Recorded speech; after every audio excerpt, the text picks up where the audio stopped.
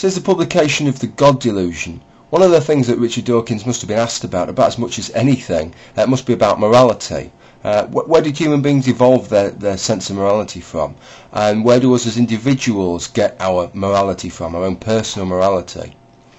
Well, this is quite an interesting subject, and on most aspects of morality, I can really understand the points that Richard Dawkins makes, and I think he makes them very forcefully. But there's one area in which Richard Dawkins talks about which I've never really been fully convinced by, and this is the area of what's called unreciprocated altruism. Okay, so what I aim to do in this video is to first give you Richard Dawkins' position on unreciprocated altruism, and it's just a position as far as he's concerned. He would freely admit that this isn't based on any hard evidence. This is just his kind of hunch. It's his best fit. That's all it is.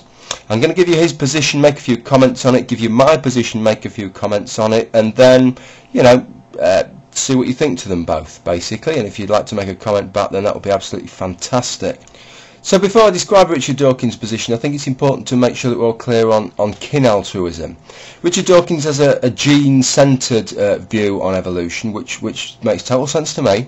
And what he says is that if you are altruistic towards people that you are closely related with, those people, in all likelihood, will share that gene which has predisposed you towards that altruistic behaviour in the first place. In other words, if my father gives me a gene which, amongst other things, makes me predisposed towards being kind to my brothers and sisters, then it's quite likely that it's at least 50% likely that my brothers and sisters also possess that gene for being predisposed towards altruism to me and towards any other siblings. So that's basically how it works, that by displaying kin altruism, we're actually being altruistic to the same, to copies of the same gene that have led us to that altruistic act. Now, when it comes to unreciprocated altruism, the example that Dawkins usually gives is starving people in Africa or people affected by floods or earthquakes in other continents. This is unreciprocated altruism on the ultimate level, because it's not just unreciprocated, it is unreciprocatable. These people are not just not choosing not to reciprocate the altruism, they have no mechanism by which to do so. So it truly is totally unreciprocated altruism, and we know that from the start when we make the altruistic act. So why do we do it? Well, what Richard Dawkins says is, he says it's a misfiring of a gene. Now what he says is that hundreds and thousands of years back, we lived in small groups, small tribes, and that the chances are that in this circumstance we were closely related to everybody we came across. So that if we were altruistic towards another human being, the chances are we would be altruistic towards another copy of the gene that was making us altruistic in the first place. In other words, it's a kind of bastardised form of kin altruism, a sort of longer reach form of it. And this is his argument, that we're just not set up to live in a world where we can interact with people who are thousands of miles away, that we're set up just to live in a kind of tribal structure where everybody we come across has the opportunity to reciprocate an act of altruism and is probably very closely related to us even if they don't. So that's basically his position. Now, I have a couple of problems with this. The first problem is that this is the only situation where we seem to see this argument used, and yet this argument could be used to explain all kinds of acts, could it not? Not just in human beings, but in all kinds of species. And this is the second problem. We don't seem to see this used for other species. Why aren't troops of chimps altruistic when they come across other troops of chimps? Surely the same thing would apply. What about wolves? Why aren't packs of wolves altruistic when they come across other packs of wolves? No other creature seems to display this kind of unreciprocated altruism, even if they have a kind of equivalent of this tribal lifestyle where 99.9% of the time what they come across is they're interacting with members of their own tribe. So why just suddenly invoke it for this one circumstance? The other problem I have with it is that this is all it explains. What he talks about is all it explains. It only explains interactions with humans. And yet, it's very difficult in some ways, other than in terms of magnitude, there is no difference between when we're talking about humans and non-humans. We happily, some of us, give money to cats' homes and dogs' homes and seal sanctuaries. You know, it was over a decade ago now that I was walking along at night time by torchlight and I trod on a frog. And when I think about that now, I still feel a big sense of remorse. We're not talking about altruism here, we're talking about remorse. But I still feel guilt for that. None of these things, giving to a seal sanctuary or feeling remorse for treading on a poor frog, none of these are explained by this mechanism that Dawkins invokes. All that Dawkins' mechanism invokes is exactly, it's like Ron Searle Wood saying, it's just exactly what it says on the tin. That's the only thing it explains, no more, no less.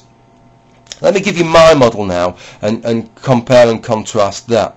What I suggest is that although we have these instinctive, innate traits that are they're genetic predispositions, we've gone a stage past that. That a lot of our morality is linked intrinsically to the obsessive way in which we empathise. We cannot go more than a few seconds without thinking how somebody else or something else is thinking or responding or reacting or feeling about a circumstance or a situation.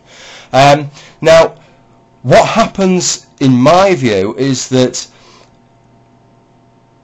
when we view somebody, for example, in Africa starving, the very first thing we see as soon as we see the news footage is we think, how would we feel if that was us? How would we feel if we was involved in that flood, if we was involved in that earthquake? Wouldn't it be terrible? Wouldn't it be terrible if one of our relatives was involved? How would we feel about it then? What must it really feel like to be starving? What must it feel like, that hopelessness? Would we want somebody to come to our aid? We shower ourselves with these questions straight away. We cannot help but do so.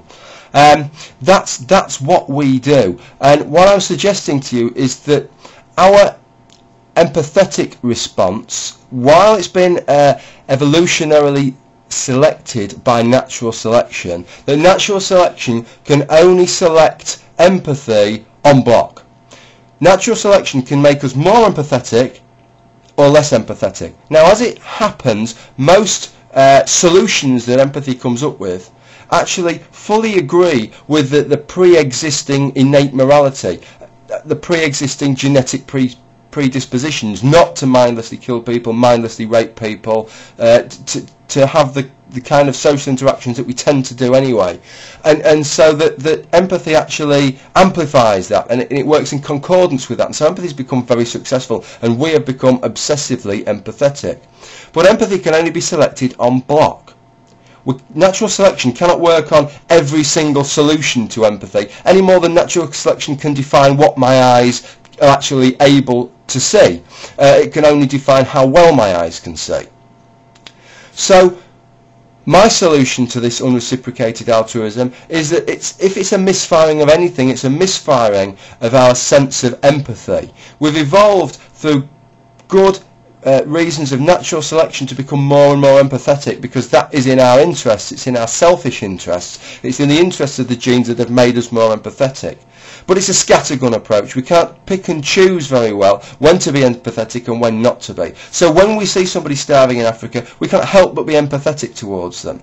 When we see cats that haven't got anywhere to live, we can't help but feel, how would I feel if I was that cat? I want a roof over my home, over my head. I'm going to donate to the cat's home.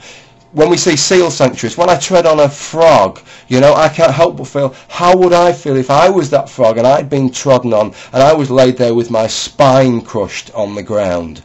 That's why I feel a sense of guilt. That's why I feel I have to give to the cat's home. That's why I feel I have to give to the starving person in Africa. It's because, not because of some misfiring of a gene, it's because of a misfiring, if you wish to call it that, of our sense of empathy. And our sense of empathy which can only be selected by natural selection en bloc, not by a piecemeal approach.